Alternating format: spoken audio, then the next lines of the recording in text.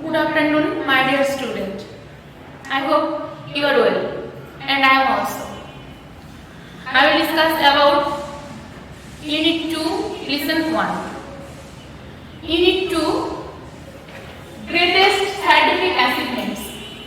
আমাদের অধ্যায় দ্বিতীয় অধ্যায়ের নামটা Greatest Scientific Achievements, যে শ্রেষ্ঠতম কিছু বৈজ্ঞানিক অর্জনসমূহ। Lesson 1. Some of the greatest scientific achievements of the last 50 years. আমাদের Lesson 1 এ আমরা দেখতে পাবো যে আমাদের বিগত 50 বছরের শ্রেষ্ঠতম অর্জনসমূহ কি কি গুরুত্বপূর্ণ আমরা অর্জন বা বৈজ্ঞানিক বিষয়বস্তু আমরা পেয়েছি। Actually, the lesson focuses on some of the greatest scientific achievements of the last 50 years. We have achieved many things. These are artificial heart, cell phones, personal computer, communication satellite, landing moon, internet and microchips. First one আমরা পাচ্ছি artificial heart.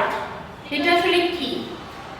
Artificial heart এর অর্থ আমরা বুঝতেই পারছি যে একটা কৃত্রিম হৃদয়, কৃত্রিম হৃৎপিণ্ড।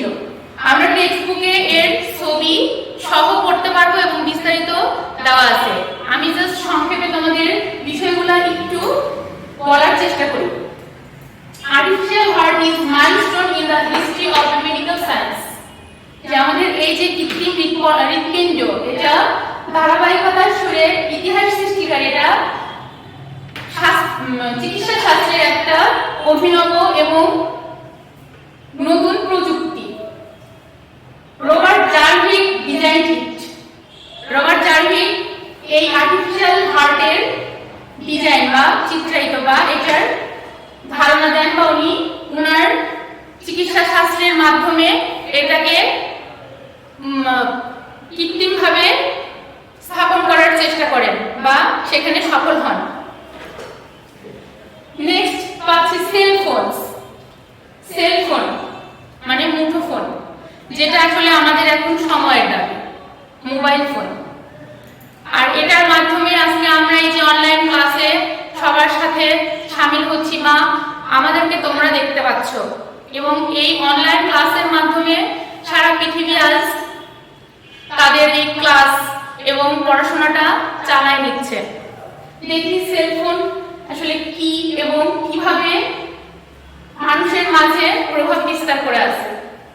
Cellphone is an epoch making invention. সেলফোনটা আসলে নবযুগ সৃষ্টিকারী একটা আবিষ্কার। It has brought a radical change in the field of communication. এটা আমাদের যোগাযোগের মাধ্যমে বা যোগাযোগের এই প্রক্রিয়ায় অনেক বড় ধরনের একটা প্রভাব ফেলেছে। 100 million people in Bangladesh and more than 4.6 billion people in the world use mobile phone. আমাদের বাংলাদেশে 100 মিলিয়ন পিপল মোবাইল ব্যবহার করে এবং গোটা বিশ্বে 4.6 বিলিয়ন পিপল এই মোবাইল ফোন ব্যবহার করছে। Personal computer. Personal computer is also a marvelous invention of modern science. আমাদের এই মডার্ন যুগে, এই আধুনিক যুগে পার্সোনাল কম্পিউটার একটা চমৎকার এবং চমকপ্রদ একটা আবিষ্কার, এবং এটা আমাদের অনেকের ঘরেই আমরা দেখতে পাই। যদিও এটা বলা ভুল, আমাদের বাংলাদেশ আসলে উন্নয়নশীল দেশ। এই দেশে সব পরিবারই সচ্ছল নয়, সবার ঘরে থাকবে এটাও আসলে ভুল কথা, কিন্তু অনেকের ফ্যামিলিতে আমাদের এই পার্সোনাল কম্পিউটার আমরা দেখতে পাই। Communication satellite. It is another important invention of science. Communication satellite means উপগ্রহ, এবং এইটাও আমাদের একটা গুরুত্বপূর্ণ আবিষ্কার এই আধুনিক বিজ্ঞানে। Internet. Internet is a great bone of the modern world. ইন্টারনেটটা আমাদের এই আধুনিক বিশ্বের আশীর্বাদ স্বরূপ। আর এই ইন্টারনেটের মাধ্যমে মাধ্যমে কিন্তু আমরা অনলাইন ক্লাস এগিয়ে নিয়ে যাচ্ছি বা আমরা অনলাইন ক্লাসের মাধ্যমে স্টুডেন্টদের মাঝে আমাদের শিক্ষাটা ছড়াই দিতে পারছি। Last one, microchip. মাইক্রোচিপ কি? A microchip is a set of electronic circuits on one small plate or sheet of semiconductor material. মাইক্রোচিপটা হচ্ছে এটা একটা ইলেকট্রনিক বা বৈদ্যুতিক একটা বর্তনী, যে বর্তনীটার মাধ্যম দিয়ে আমরা এখানে বলছে অর্ধপরিবাহী উপাদানগুলো যাতায়াত করে। এই যে আমরা যে উপাদানগুলো বা যে আবিষ্কারগুলো আমরা পেলাম, প্রথমত কি পেলাম? যে artificial heart, cell phone, personal computer, communication satellite, landing moon, internet and microchip. এই যে আমাদের যে গ্রেটেস্ট অ্যাচিভমেন্ট, তার মধ্যে এই অ্যাচিভমেন্টগুলো আমাদের খুবই গুরুত্বপূর্ণ এবং শ্রেষ্ঠতম আবিষ্কার। এখান থেকে আমাদের কিছু প্রশ্ন পাবো। গতদিনে আমি কিছু কোশ্চেন প্যাটার্ন তোমাদের দেখাইছি, আজকেও আমি নতুন কিছু কোশ্চেন প্যাটার্ন নিয়ে এখানে এসেছি এবং আরো কিছু কথা আমি বলে যাই। তোমরা টেক্সট বুকে এই সেলফোন, পার্সোনাল কম্পিউটার বিস্তারিত বিষয়গুলো এখানে দেখতে পাবো এবং এখান থেকে সামারি কোশ্চেন আমরা পাবো। সামারি আসতে পারে যে সেলফোন একটা প্যাসেজ তোলা থাকলো, প্যাসেজ থেকে যে তোমাদের সামারি লিখতে হবে। ওকে, এবার আমরা চলে আসি আমাদের কোশ্চেন প্যাটার্নে। fill in the blanks with suitable words or without clues। আমরা গত ক্লাসে উইথ ক্লুজ মানে একটা বক্স থাকবে এবং বক্সে কিছু ওয়ার্ড দেওয়া থাকবে, সেই ওয়ার্ড নিয়ে আমরা এই গ্যাপগুলো পূরণ করব। কিন্তু আজকের যে fill in the blanksটা এটা বলছে যে কিছু উপযুক্ত ওয়ার্ড ব্যবহার করে, সেটা আমার এই প্যাসেজের সাথে সম্পর্কিত ওয়ার্ড তো অবশ্যই, এবং সেটা আমি যে কোনো সিনোনিমাস ওয়ার্ড ব্যবহার করতে পারি। আমি যে ওয়ার্ডগুলো এখানে দেখাবো সেখানে আমি সিনোনিমাস ওয়ার্ডও ব্যবহার করতে পারি। First one is since the dawn of dash man has felt and arts to dash the space। যে এই মানব সভ্যতায় আমরা যে আবিষ্কারগুলো পেলাম এবং এটার কি to the heaven man dreamed to walk on the dash of the moon। আমাদের এই যে আবিষ্কারগুলো পেলাম এবং এই আবিষ্কার থেকে আমরা স্বপ্ন দেখি। কেমন স্বপ্ন? আমরা আমাদের এই আবিষ্কারগুলোকে আরো কিভাবে এই তথ্য প্রযুক্তির যুগে আরো অভিনব এবং মডারেট করতে পারি, সেই স্বপ্ন। ফার্স্ট ওয়ান আমরা পাচ্ছি civilisation. Civilization man has felt and dash inevitable, অনিবার্য। এটা হচ্ছে সিভিলাইজেশন, সভ্যতা। felt and inevitable, অনিবার্য, arts to dash the space, conquer মানে জয় করা। যে আমরা এই মানব সভ্যতায় যে আবিষ্কারগুলা অর্জন করতে পেরেছি, এটা আমাদের জন্য খুব বেশি অনিবার্য ছিল। dash to the heaven, looking to the heaven human beings dreamed a dream। যে বললাম আমি যে আমরা যে স্বপ্ন দেখি, সেই স্বপ্নটা বাস্তবায়িত করার জন্য to walk on the dash of the moon। Surface,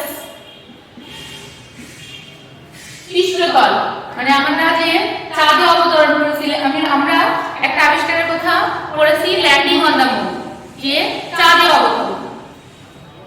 okay, surface of the moon to dash, to realise, যে আমরা এটা বাস্তবে রূপান্তরিত করতে পারি। The dream Apollo 11 mission as dash to the moon। Sent as a part of mission Neil became the first human to dash his footprint. Leap. যে first Neil Armstrong চাঁদে অবতরণ করে তিনি একজন ফার্স্ট ম্যান ছিলেন, মানে সে একজন পুরুষ ব্যক্তিত্ব ছিলেন। In fact success dash the scientific inspired.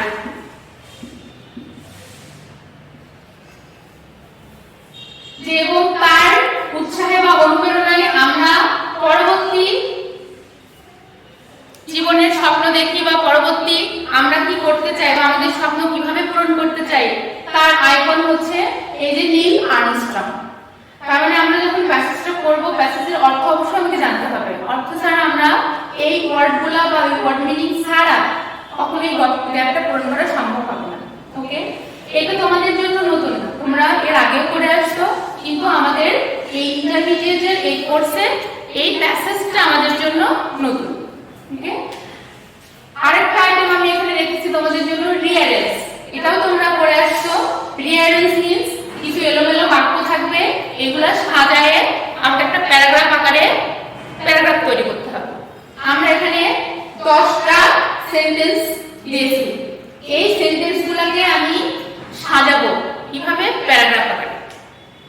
আমরা যখন এই আইটেমটা করব অবশ্যই তোমাদের সুবিধার্থে আমি আরেকটা টপিকস বলে দিচ্ছি যে এই যে 10টা সেন্টেন্স আমি রেখেছি এইটাকে আমি আমার সুবিধার্থে আমি যে প্যাসেজগুলো একটু দেখবো।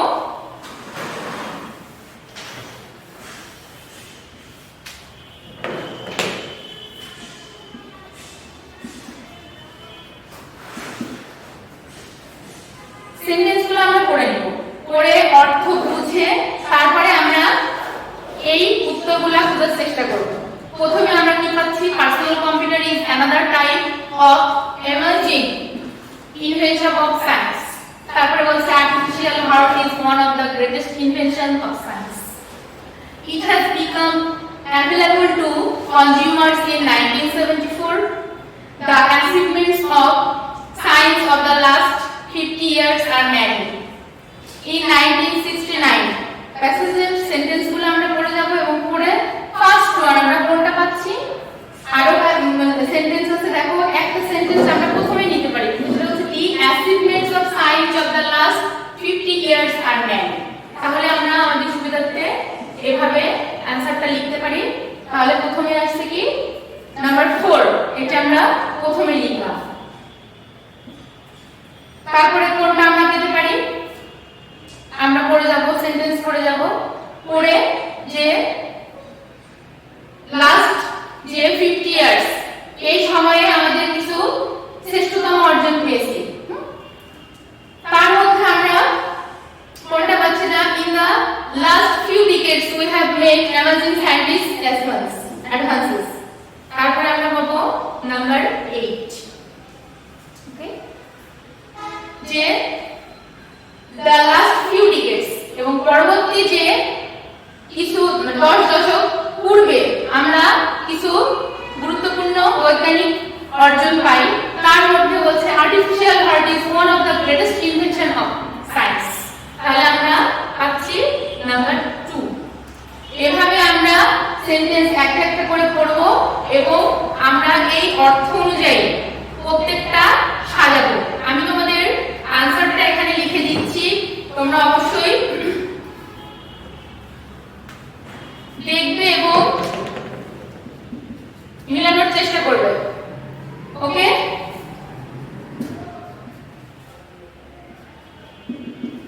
দেখা যাচ্ছে স্যার ওখানটায়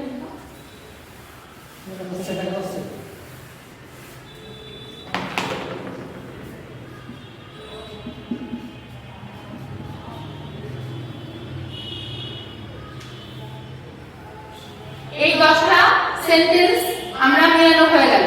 এটা তোমাদের সুবিধার্থে আমি তোমাদের এই উপরের ক্লুটুকু দিয়ে দিলাম যে তোমরা অ্যানসারটা এইভাবে লিখবে।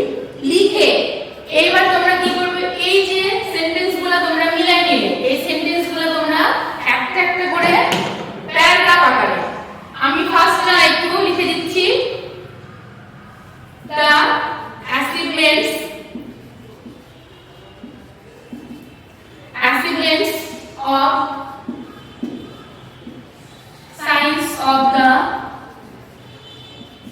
last 50 years. Full stop. তারপরে পাচ্ছি in the last few decades. এভাবে তোমরা পুরো সেন্টেন্সগুলা প্যারাগ্রাফ আকারে লিখে শেষ করবে। অনেকেই তোমরা করে থাকো যে তোমরা মিলাই নাও, উপরের অংশটুকু মিলাই নিছো, নিয়ে এখন একটা একটা করে লিস্টে লিখে নাও। এরকমটা অবশ্যই করবে না, এটা আমাদের রুলসের মধ্যে পড়ে না। তাহলে আমরা রিয়ারেঞ্জে পেলাম যে কিছু সেন্টেন্স এলোমেলো ভাবে সাজানো থাকবে। এই সেন্টেন্সগুলো আমরা সুবিধার জন্য, তোমাদের সুবিধার জন্য অ্যানসারটা তুমি আগে লিখে নেবে, লিখে ওই অ্যানসার অনুযায়ী ওই প্যারাগ্রাফটা তুমি সাজায় প্যারাগ্রাফের মতো করে লিখবে। ওকে স্টুডেন্টস, আজকে তোমাদের জন্য filling the blanks without clue, যে কিছু ওয়ার্ড থাকবে না, এখানে একটা প্যাসেজ থাকবে, কিন্তু তোমার এই প্যাসেজের উপর ভিত্তি করে সিনোনিমাস ওয়ার্ড ব্যবহার করে তুমি শূন্যস্থান পূরণ করতে হবে। এটা একটা আইটেম। এখানে মার্কস থাকবে 10 এবং লাস্টে আমরা পাচ্ছি যে রিঅ্যারেঞ্জ। এটা রিঅ্যারেঞ্জে কিছু সেন্টেন্স এলোমেলো থাকবে, এইগুলা তুমি প্যারাগ্রাফ আকারে সাজাবে। এখানেও আমাদের মার্কস থাকবে 10 মার্কস। ওকে, আজকে আমাদের এই প্যাসেজটা তোমাদের মাঝে কিছু ইনফরমেশন দেওয়ার চেষ্টা করলাম এবং কিছু প্রশ্নের প্যাটার্ন রেখেছিলাম। তো আমি আশা করি তোমরা এই ক্লাস দেখবে এবং এটা তোমরা বই থেকে পড়ে কিছুটা হলেও বুঝতে পারবে। এবং আমি চাই তোমরা অবশ্যই প্যাসেজগুলো দেখবে এবং পড়বে বাসায়, এবং আমাদের সাথে অনলাইন ক্লাসের সঙ্গে থাকবে। Okay, that's all, no more today, see you again next class.